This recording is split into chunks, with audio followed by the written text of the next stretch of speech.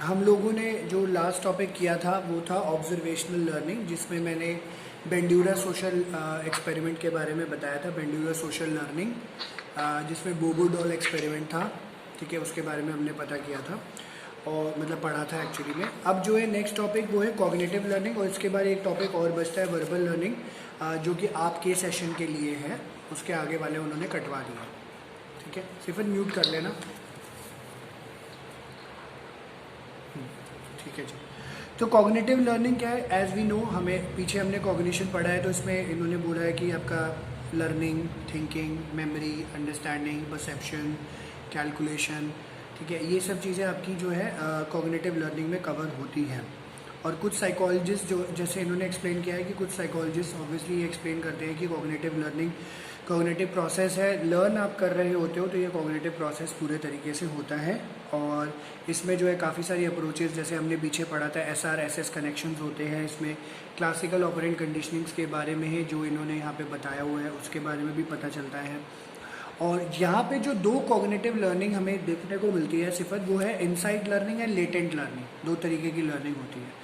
Insight learning क्या कहता है? ये कोलर ने एक एक्सपेरिमेंट किया था चिंपैंजीज के ऊपर। तो उसने बोला कि ये रेडली एक्सप्लेन कंडीशनिंग के थ्रू ही था, ठीक है। जो बेसिकली उन्होंने बोला था कि मॉडल ऑफ लर्निंग था, कंडीशनिंग के थ्रू नहीं किया जा सकता था। मैंने वैसे बोल दिया, सॉरी, कंडीशनिंग के थ्रू नहीं किया जा सकता था। उसने काफ़ी सारे एक्सपेरिमेंट करे चिंपैंजीज के ऊपर, जिसमें उसने बोला कि चिंपैंजीज जो है कॉम्प्लेक्स प्रॉब्लम्स को सॉल्व कर पा रहे थे। कोलर ने क्या किया, चिंपैंजीज को एक एनक्लोज प्ले एरिया में बंद कर दिया, जहाँ पे खाना भी रखा गया जो उनकी रीच से बहुत ज़्यादा दूर था, वहाँ तक वो पहुँच नहीं पाते थे। तो उसके लिए क्या किया, कोलर ने वहाँ पे पोल्स, बॉक्सेस रख दिए, एंड चिंपैंजीज ने देखा कि अपने खाने तक पहुँचने के लिए उसने उस पोल्स एंड बॉक्सेस का यूज़ करा जिस डायरेक्शन में थे, और अपने खाने के ऊपर वो पहुँच गए। इस एक्सपेरिमेंट में ये पता चलता है कि लर्निंग जो है ट्रायल की वजह से या एरर की वजह से या रीइंफोर्समेंट की वजह से ना होकर सडन फ्लैशेस ऑफ इनसाइट की वजह से है, ठीक है। अचानक से कोई सामने आ गया कोई चीज़, ठीक है, तो आपने कुछ यूज़ कर लिया, तो इसको हम लोग इनसाइट लर्निंग के नाम से जैसे जो अचानक से आपके सामने लर्निंग आ जाती है। एंड चिंपैंजीज क्या करते थे, जैसे क्या करते, चिंपैंजीज ने देखा आसपास घूम रहे हैं, फिर जो है वो बॉक्स पे चढ़ा, उसने पोल पकड़ा, बनाना को डंडा मारा या बनाना पकड़ा और गीचे कूद गया, तो जो कि उसके रीच से बहुत ज़्यादा दूर था, बट वो सीख गया कि इस तरीके से यूज़ कर सकते हैं। तो चिंपैंजी ने क्या एग्जिबिट किया, insight learning, the process by which the solution to a problem suddenly becomes clear. तो ये अंडरलाइन कर लेना, इनसाइट लर्निंग का मतलब क्या होता है, the process by which the solution to a problem becomes suddenly clear. Suddenly becomes, अचानक से किसी चीज़ का आपका सोल्यूशन निकल जाता है, तो वो एक तरीके का इनसाइट लर्निंग कहलाता है। नॉर्मल एक्सपेरिमेंट में इन्होंने क्या बोला है, इनसाइट लर्निंग प्रॉब्लम को, जैसे इन्होंने बोला है कि प्रॉब्लम प्रेजेंट करी गई, उसके लिए थोड़ा सा टाइम दिया गया, फिर जो है धीरे धीरे सोल्यूशन आपके सामने आता है, अचानक से नहीं आता। इनसाइट लर्निंग में सडन सोल्यूशन रूल है, अचानक से सोल्यूशन आपके सामने आएगा, और जब सोल्यूशन आ जाता है उसको आप रिपीट कर सकते हो जब भी ऐसी सिमिलर प्रॉब्लम आपके सामने आती है। और इससे ये क्लियर पता चलता है कि what is learned is not a specific set of condition association between stimuli and responses, but a cognitive relationship between a means and and. तो आपने जो सीखा है, आपको ये देखना है कैसे मैं अपनी ज़रूरत को पूरा कर सकता हूँ या कर सकती हूँ, ठीक है। As a result insight learning can be generalize to other problem situation. तो इनसाइट लर्निंग को हम अप्लाई कर सकते हैं कुछ ऐसी सिचुएशन में जहाँ पे ये यूजफुल हो सकता है, ठीक है। ये है आपकी इनसाइट लर्निंग, जो sudden solution is the rule. फिर है लेटेंट लर्निंग। लेटेंट लर्निंग में इन्होंने क्या बोला है, ये एक ऐसी लर्निंग है जहाँ पे सॉल्यूशन आपके अंदर होता है, बट जैसे क्या कहते हैं कि ये कहीं ना कहीं आपके अंदर छुपा होता है, टाइम आने पर, ठीक है, ये सामने आ जाता है। लेटेंट इस तरीके से भी यूज़ किया जाता है। तो ये कॉग्निटिव लर्निंग है। Latent learning, new behaviour is learn but not demonstrated until reinforcement is provided for displaying it, ठीक है। अगर उसके लिए कोई रीइंफोर्समेंट नहीं होगा तब तक आप वो बिहेवियर दिखाते ही नहीं हो। जैसे तुम्हारे अंदर कोई टैलेंट छिपा होगा, अगर वो उसका कोई टेस्ट ले लिया गया तो वो टैलेंट तुम्हारे सामने से निकल कर आ जाएगा, ठीक है। अंदर होता है पर आता बाद में।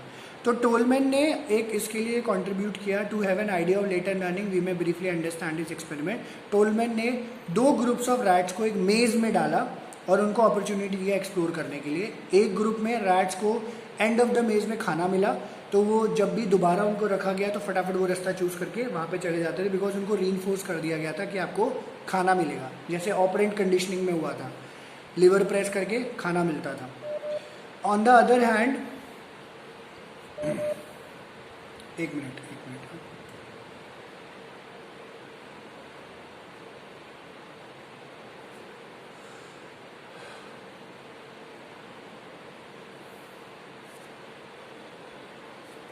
रिद्धि कहाँ चले गए थे?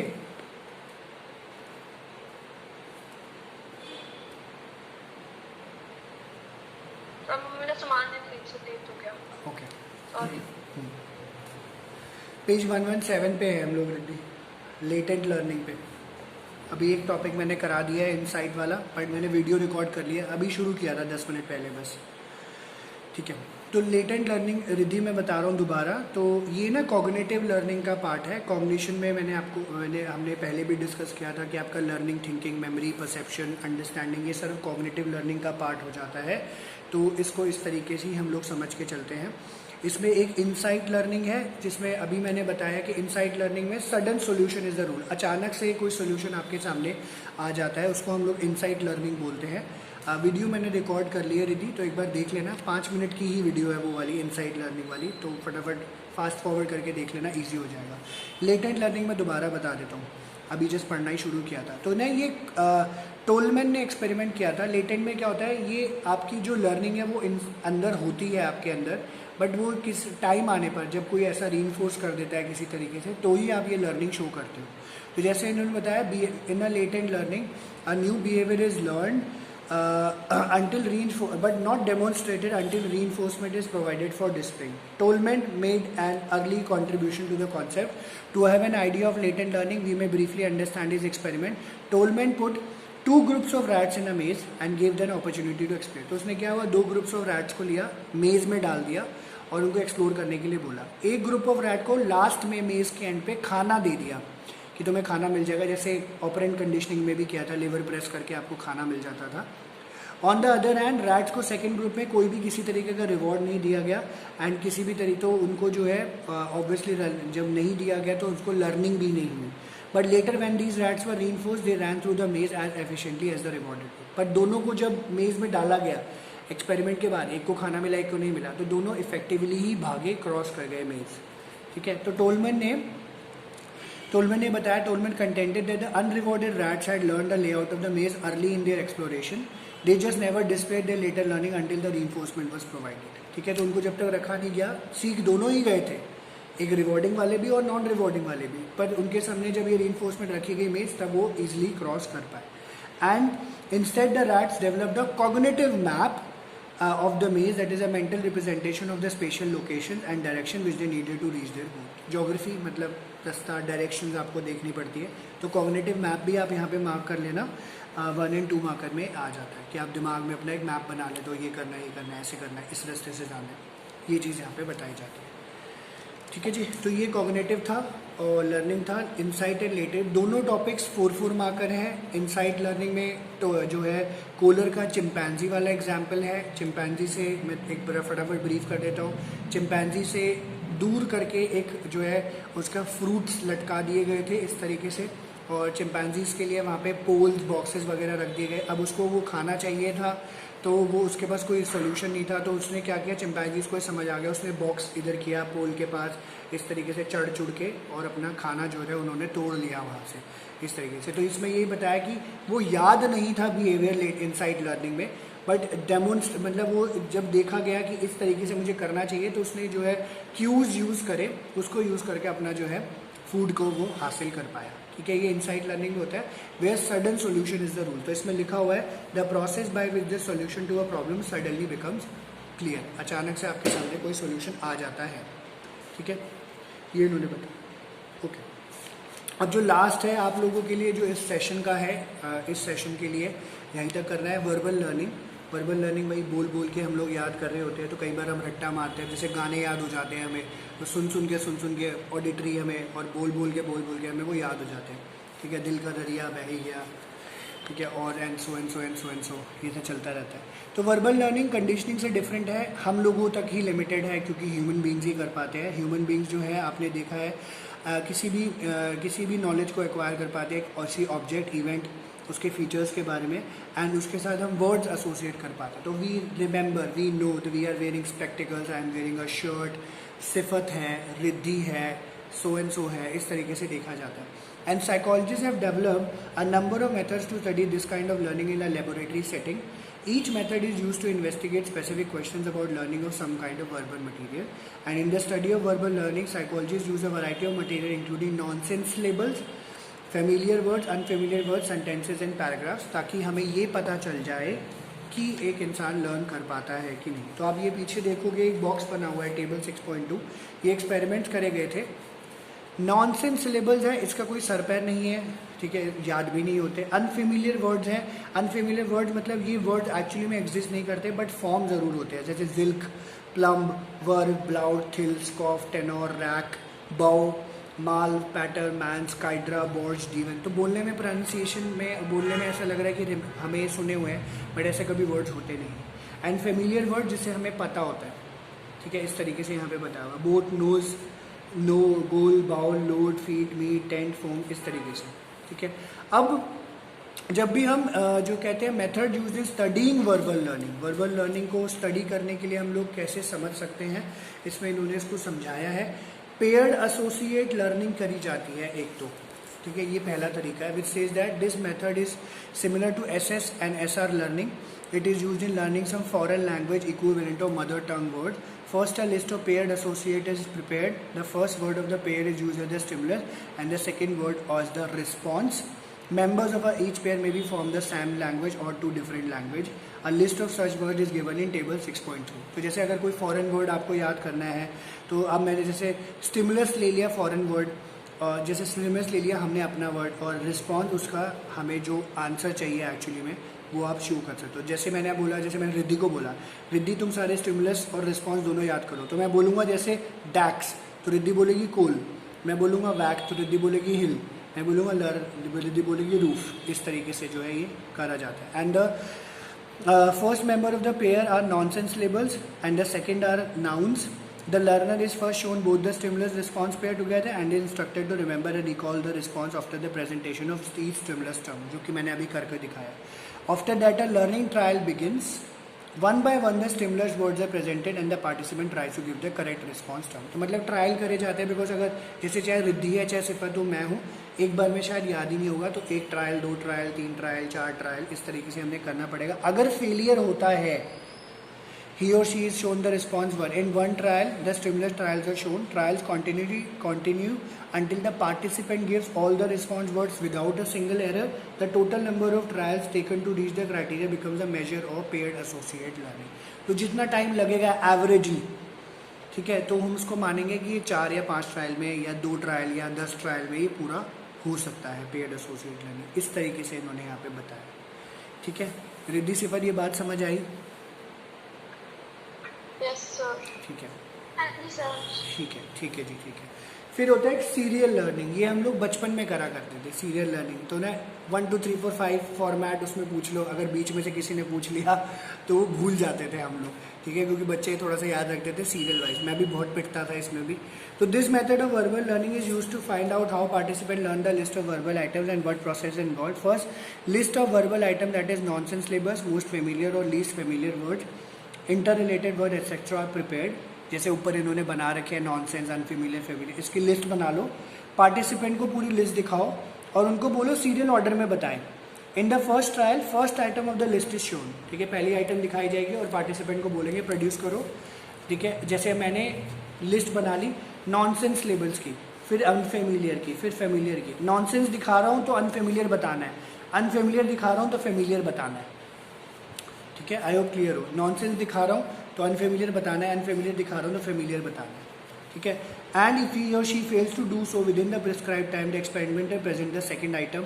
Now this item become the stimulus, the participant has to produce the third item, that is the response word. If he और she fails, the experimenter gives the correct item which become the stimulus item for the fourth word. This procedure is called as serial anticipation method. Learning trials continue until the participant correctly anticipates all the items in the given order. Order में आपको दिखाना पड़ता है, ठीक है, बताना ही पड़ता है, सुनाना तो होता है। यूजली बचपन में भी हम लोग करते थे, ऑर्डर में ही चीज़ें चल रही होती थी, बीच में से पूछ लेते तो कन्फ्यूजन हो जाती थी। एंड फ्री रिकॉल बड़ा सिंपल है, जो मर्जी है जहाँ से है याद कर लो, जैसे मर्जी किसी भी ऑर्डर में दे दो, ठीक है, ऊपर का पॉइंट नीचे कर दो, नीचे का ऊपर कर दो, वो इधर कर दो, वो इधर कर दो, इसी तरीके से। तो फ्री रिकॉल ये एक ऐसा मेथड होता है। In this method participants are presented a list of words which they read and speak out. Each word is shown at fix rate of exposure. Immediately after the presentation of the list the participants are required to recall the words in any order they can. Words in the list may be interrelated, unrelated. More than 10 words are included. The presentation order of the word varies from trial to trial. This method is used to study how participants organize words for storage in memory. And studies indicate that the items placed in the beginning or end of the list are easier to recall than those placed in the middle, which are more difficult to recall. क्योंकि शुरू वाला याद रह जाता है, बीच वाला याद रह जाता है, सॉरी लास्ट वाला, बीच वाला हम लोग भूल जाते हैं, यूजली ऐसा होता है। तो फ्री रिकॉल में आप जिस मर्जी तरीके से जो भी फॉर्मेट हो या जो है लाइनअप आपको करना हो उस तरीके से आप उसको बता सकते हो, ठीक है। तो ये मेथड्स हैं वर्बल लर्निंग के, जो कि उन्होंने बताया paired associate, serial and free recall. And last में इन्होंने जो है, जो हमारा लास्ट टॉपिक ही है ये वाला, determinants.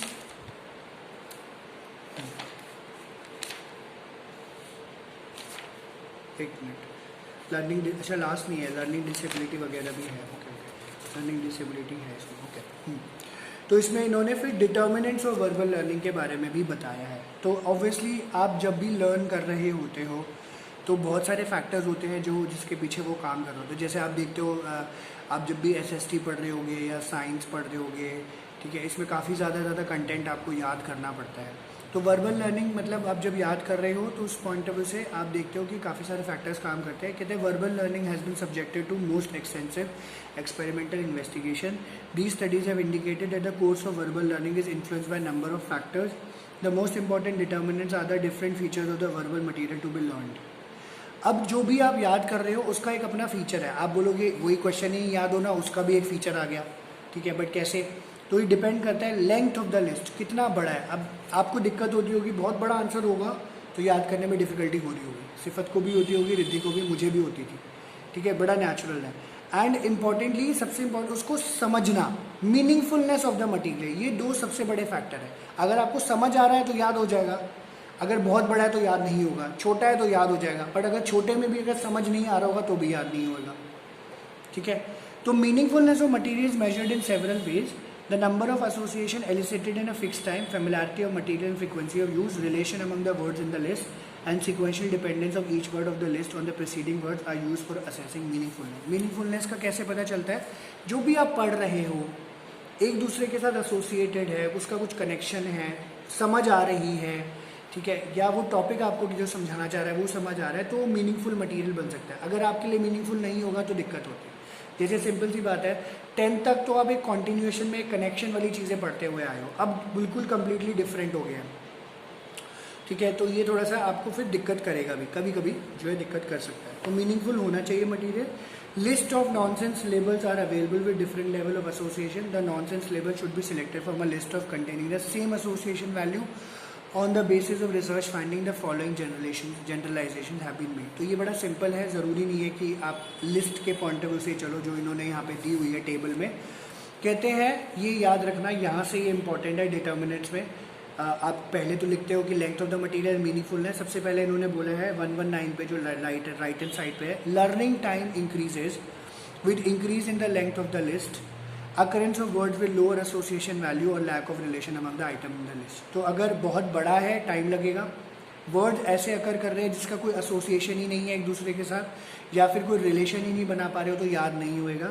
The more time it takes to learn the list stronger will be the learning. पर कहते हैं जितना ज़्यादा आपको टाइम लगेगा उतना ज़्यादा स्ट्रॉन्गर होगी लर्निंग आपकी, जितना ज़्यादा टाइम लगेगा। इन दिस रिस्पेक्ट साइकोलॉजिस्ट ने जो है इसको बताया कि टोटल टाइम प्रिंसिपल यहाँ पे ऑपरेट करता है, जितना ज़्यादा टाइम आप दे रहे हो उतना ज़्यादा लर्निंग स्ट्रॉन्ग होगी। This principle states that fixed amount of time is necessary to learn a fixed amount of material regardless of the number of trials into which that item is divided. The more time it takes to the learn, the stronger becomes the learner, which is very simple. हमें बचपन में भी बोला जाता है जितना देर लगेगा याद होने में उतना अच्छे से याद होएगा, ठीक है, अच्छे से करो.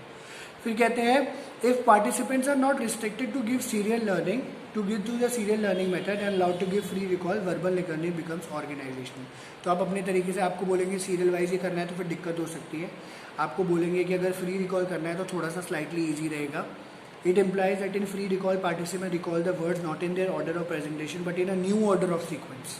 ऊपर वाला पॉइंट नीचे, नीचे वाला ऊपर, बट बता देते हो. बाउसफील्ड एक बंदा था, ही डेमोन्स्ट्रेटेड दिस एक्सपेरिमेंटली, और ये आपने बचपन में गेम खेली हुई है, मुझे बताना. He made a list of 60 words that consisted of 15 words drawn from each of the 4 semantic categories. That is names, animal, profession and vegetable. तो आप ये बचपन में खेलते, मैं तो बहुत खेलता था, नेम, प्लेस, एनिमल, थिंग. तो उस बाउसफील्ड ने एक्सपेरिमेंट किया, लिस्ट बना ली, सबको अलग अलग कैटेगरी में डाल दिया, ठीक है, उसकी लिस्ट तैयार कर ली. And these words were presented to participants one by one in random order. The participants were required to make a free recall of the words. However, they recalled the words of each category together. He called it category clustering. अब जैसे किसी का नाम याद किया गया तो नाम को उसने पहले बोल दिया, रिद्धि, सिफर, अतुल, ये वो फलाना फलाना चल गया. फिर सब्जियों के नाम आए तो इस तरीके से, क्योंकि उन्होंने दिमाग में सिमेंटिक कैटेगरी में उसको कैटेगरी में डाल दिया कि ये सब्जियों की कैटेगरी, ये नाम की कैटेगरी है, ये प्रोफेशन की कैटेगरी है, ये इसकी कैटेगरी है, ठीक है. इसको हम लोग बोलते हैं कैटेगरी क्लस्टरिंग. ये 1-2 मार्कर में आ जाता है.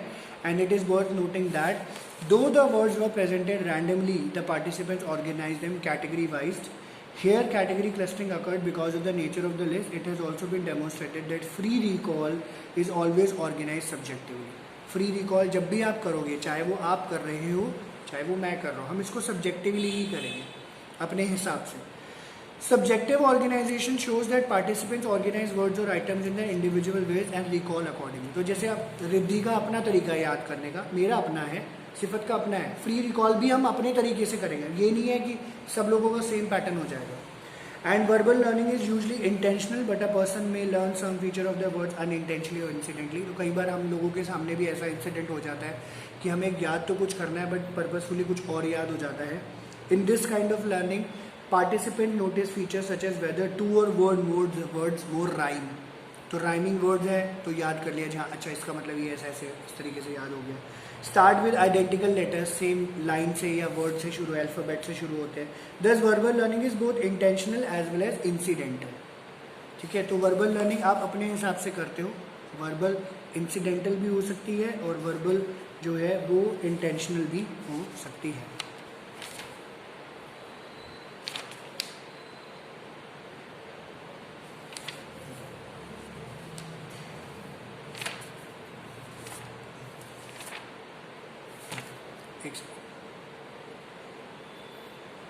ओके, ठीक है जी.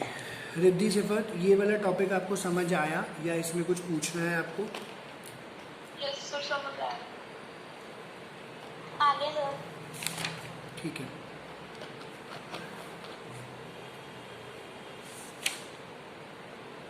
ओके, तो फिर ना हम आज इतना ही कर रहे हैं. मैं इसके ना एक बार टॉपिक फिर भी कंफर्म कर लेता हूँ, क्योंकि ना बीच में मेरी बुक में मैंने मार्क नहीं किया हुआ ढंग से, पता नहीं है इसमें मैंने किया तो हुआ था, शायद कट कर दिया मैंने. तो जो टॉपिक्स हमारे रह गए हैं उसकी एक क्लास और छोटी सी लगेगी, शायद आधे या पौने घंटे की मेरे हिसाब से.